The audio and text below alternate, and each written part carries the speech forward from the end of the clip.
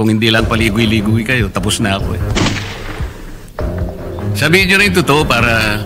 according to Secretary Remulla of the LG, that yun lang po na sinasabi that he was well documented. Sinabi mo na naman si Secretary Remulla eh. Eh puro kwentong kutsero naman ang... Talagang... Parang bayad lang. Parang papremyo lang sa kanya ito. Kaya pala hindi niya maipaliwanag kung bakit siya. Alam mo, Mr. President, ganito po yan eh. Yes, Your Honor, Mr. President, inaamin po ni Asik Calilaw na siya po ay nag-volunteer. Oh, nag-volunteer. So wala na yung dokumento, ha? Wala na yung dokumento. Hindi mo nga maipaliwanag kung yung content ng document. Kwento lang yun. Kwentong kutsero lang. Ang ibig ko po sabihin, Mr. President, nang dahil ba kayo po ay inihatid nyo ang Pangulong Duterte sa The Hague? Ito po bang kabayaran, Mr. President? Ito po ba'y premyo? Ganito na lang. Kung sakasakali, Mr. President, kung sakasakali lang naman, ano, the document says that you volunteered. Kasi nasa transcript talaga ng Senate, ano eh. Yes, Your Honor. He confirms. So the last question now, since you volunteered to accompany the former President to The Hague, kahit na irregular, illegal lahat ang mga proseso, will you also volunteer kung sakasakali na babalik na ang dating Pangulo na ikaw rin ang mag-uwi sa kanya? He said that if there is an order for him to do so, he will volunteer. Paano magiging voluntaryo kung ordering ka pa? Kaya nag-volunteer ka kanina. Mario Joseph naman na usapan ito. Kung may order daw, siya po isusunod yun. Hindi na voluntaryo yun. In-orderan ka na. Mandate na yun eh. Mr. President, next to interpolate the budget of the DOTR is our distinguished colleague from Tarlac and Pampanga, no other than Senator Rodante Marcoleta. Senator Dante Marcoleta is recognized. Thank you, Mr. President. Mr. President, the head of the LTO was recently replaced by a new one. May I know the name of the current head of the LTO, Mr. President? Assistant Secretary Marcos Lacanilao, Your Honor. Is the new head of the LTO. May we know, Mr. President, if the current LTO head has been trained in the transportation sector to merit replacement of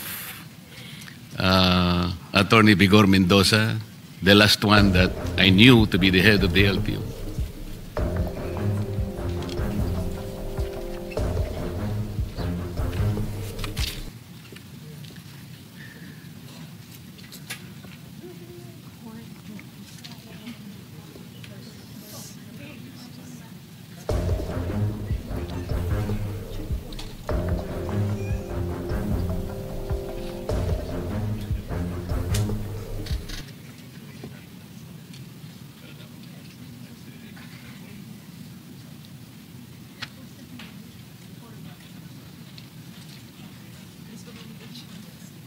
Your Honor, Mr. President, he is beside me right now. He said that he has been active in the motoring sector and at one time part of in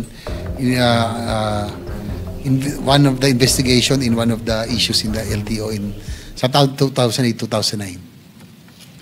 May we know, Mr. President, how active or to what extent he is so active in the motoring sector?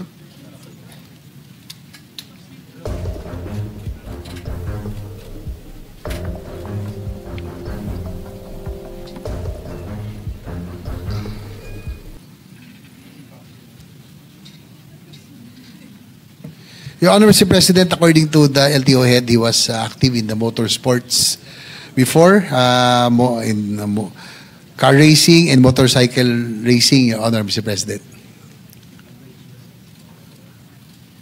Mr. President, pagka ikaw ba ay nasa car racing or anumang klaseng racing yan, o horse racing halimbawa, does that qualify you automatically as head of the LTO? Alam po ninyo, Mr. President, doon lamang po sa mga core functions ng LTO, to name a few, issuance of licenses and permits, motor vehicle registration, enforcement of LTO laws, adjudication of traffic cases, collection of revenues for the government. Nandiyan pa yung napakarami po. Why do you think he merited to be the head of the LTO by being a car racer, Mr. President?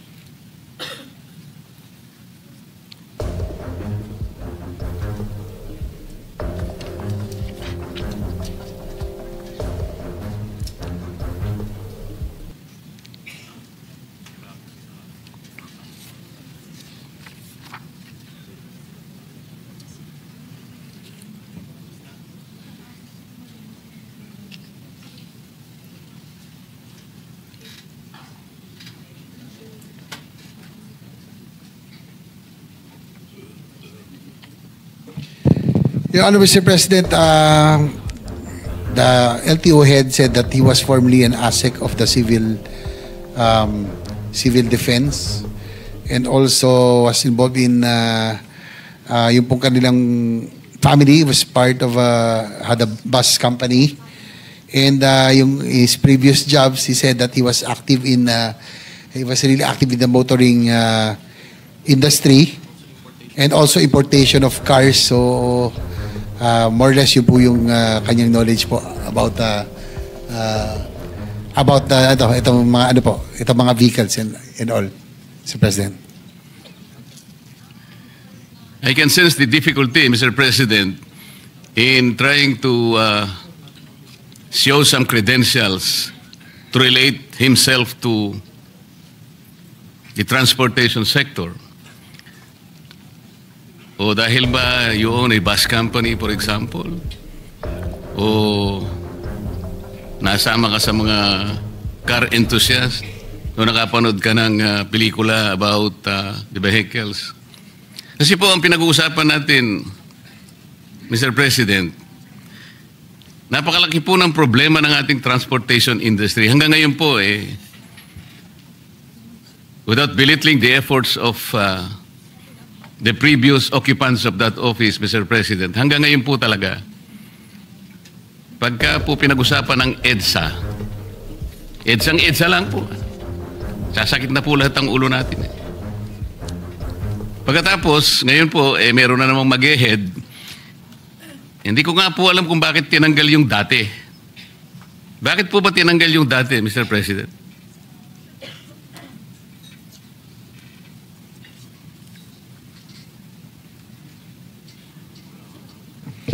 Your Honor, Mr. President, according to Secretary Lopez, they bowed down to the wisdom of the President. No? There was sort of a rigodon within the DOTR family. Yung pong LTO head dati, si Atty. Vigor Mendoza is now with the LTFRB. Si current LTO Director Lacanilao came from the Office of Office of Transportation. Si Guadis napunta po sa Office of Transportation Cooperatives. Dati po si Director Lacanilao po yung nanggaling doon. So, ay di ba? Si Director Lacanilao sa naman po galing. Ay, sorry. Ambassador pala siya ng transnational crime pala. Ito si Marcos Lacanilao, Your Honor. The current head of LTO. So, it was the decision of the President, prerogative of the President na nagkaroon po ng rigodon doon po sa DOTR attached agency, Your Honor. Mr. President, siguro po hindi na-advise na mabuti ang Presidente kasi kung galing pala siya sa transnational crimes, ano naman pong connection sa transportation? Ang alam ko po, the present occupant of that office is Special Envoy for Transnational Crimes. Tama po yun? SETC.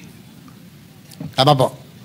Kayo po yata yung naghatid sa dating Pangulo nung siya po ay nasa Villamor Air Base. Kayong sumama para sa dalhin sa The Hague. Tama po? Tama po, Your Honor. O yun lamang po siguro yung transport-related activity na pwede nating isangkot sa inyo. Other than that, wala. At ang mahirap pa po, Mr. President, hindi naman kotse ang ginamit mo, aeroplano ang ginamit mo, so hindi ka rin dapat sana ron eh.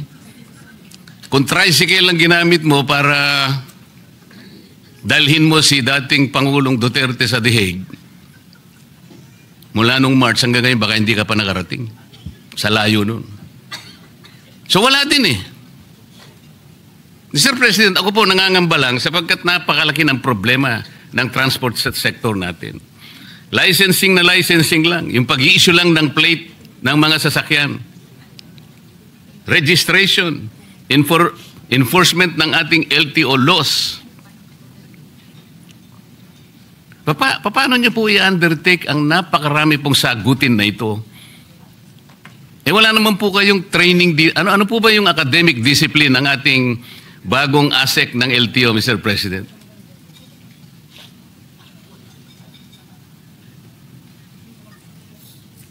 Your Honor, Mr. President, according to our LTO Director, as additional credentials, he's a road safety advocate and he is a civil engineer by profession, Your Honor.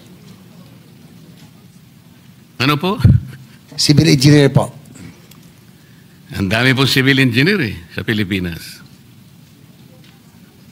Nang dahil po ba safety engineer kayo, ang gusto ko po sanang malaman, ano po ba yung mga naging katangian ninyo, ang training ninyo, ang mga credentials ninyo, dahil hindi po biro-biro ang opisinang pinasok ninyo?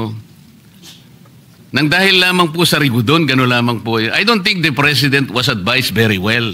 Marami naman po siyang pwedeng ilagay bakit po kayo nagaling sa SETC? Kaya ang nilagay. O sige, nirigudon sana kayo. Baka kayo na po siguro ang naging executive director ng PCTC. Kasi, kung hindi ako nagkakamali, yun ang Philippine Center for Transnational Crimes. Parang magkalapit. Pero para dalhin po kayo sa LTO, masyadong malayo po yun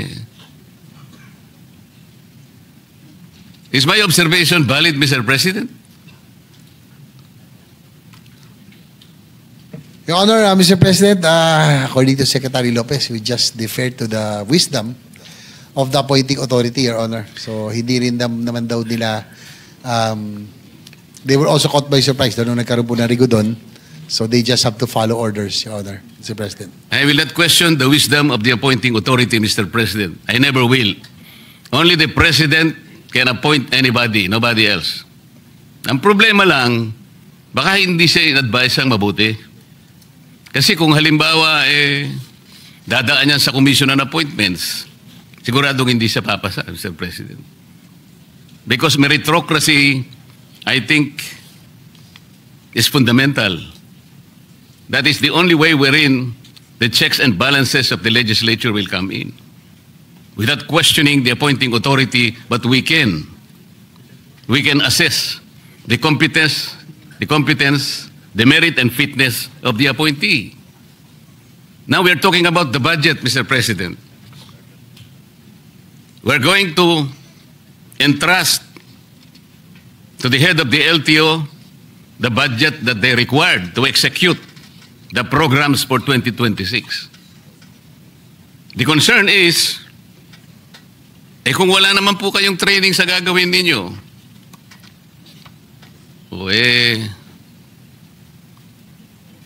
baka po, may papangako po ba ninyo ng budget na ibibigay sa inyo ay talagang magagastos doon sa kanyang dapat nakapuntahan, considering na hindi naman po kayo talaga nakaakma doon sa posisyon na dapat sana ay naibigay doon sa talagang karapat dapat. Mr. President. Well, Your Honor, Mr. President, according to Secretary Lopez, since the LTO will be directly under the OSEC, they will really monitor and make sure that they will function and the reforms that need to be instituted will be done.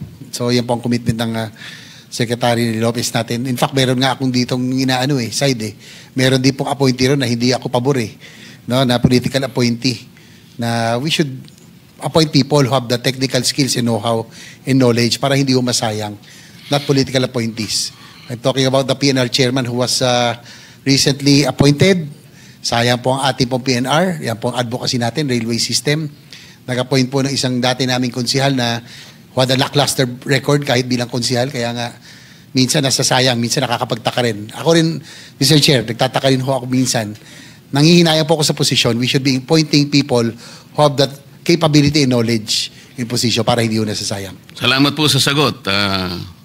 Ako naniniwala talaga ako na yung meritocracy, yung merit po talaga, importante rin yun. Halimbawa po ako, na-appoint ako na secretary ng DOH. Hindi ko po tatanggapin dahil hindi naman ako doktor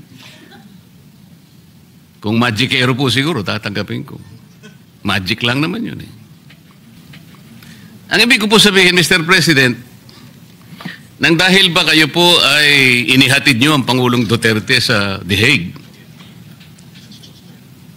Ito po bang kabayaran, Mr. President? Ito po ba'y premyo? Kasi kailangan nating ma-disabuse po ang pagdududa ng mga kababayan natin.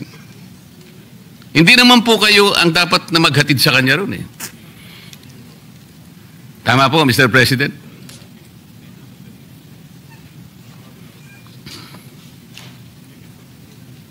Your Honor, sabi po ni Asik Lacanilaw, siya nga po, he confirms that he was one of those on the plane with the former president. Opo, wala namang pagdududa doon and there's no debate in that. Ang tinatanong po, kayo po bang authorized na dapat sumama na maghatid sa hindi tamang pagkakahatid sa dating Pangulo? Under what authority did you accompany the former president to The Hague, Netherlands? According to kanina lang, being with the OSCE, they are on top of the Interpol po. Kaya po sila po kasama. Kaya What do you mean they are on top of the Interpol, Mr. President?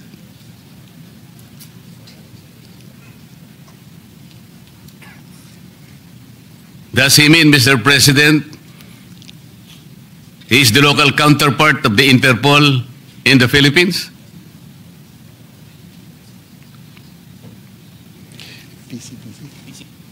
Yung pong PCTC daw po is that's Interpol NCB Manila. Yun nga po. Apo. The PCTC is the Philippine Center for Transnational Crimes. Apo.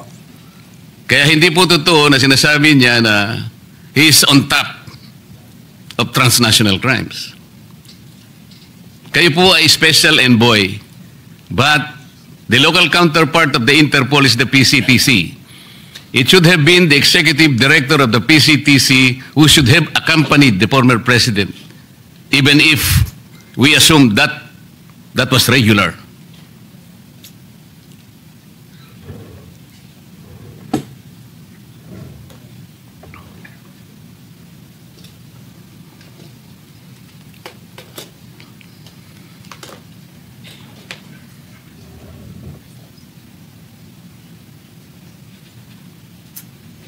According to Asik Lacanilaw, that meron po daw siyang dokumento that he was well documented for him to be able to accompany the former president to The Hague, being the head of OSCE.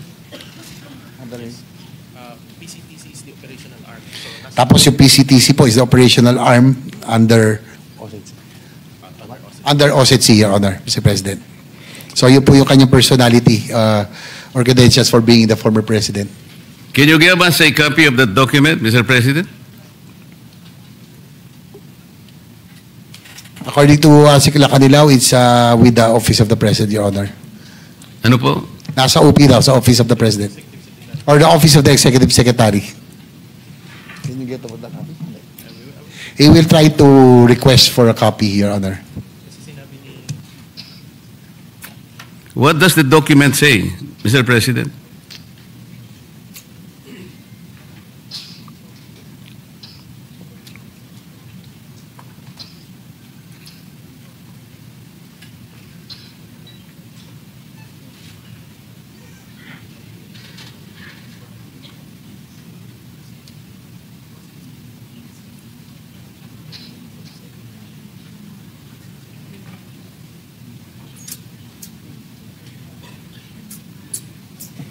According to Asik Lacanilaw, he doesn't know exactly the contents of the document, but he was just informed that there was a document that designated or allowed him to accompany the former president, Your Honor, being OSETC. Why do you think, Mr. President, I should believe that statement? He referred to a document which content he doesn't know. Ang alam niya lang niya, pinasasama sa kanya, Pangulong Duterte. What kind of reasoning is that, Mr. President?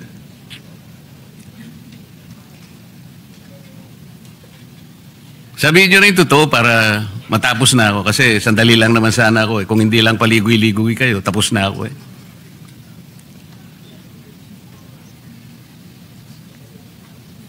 Well, according to him, it was in the nung nagkaroon daw ng investigation dito regarding that, according to Secretary Remulla of the LG, that yun lang po na sinasabi that he was well documented when he accompanied the former president, Your Honor. Sinabi mo na naman si Secretary Remulla eh. Puro kwentong kutsero naman ang... Ganito na lang. Kung sakasakali, Mr. President, kung sakasakali lang naman, ano,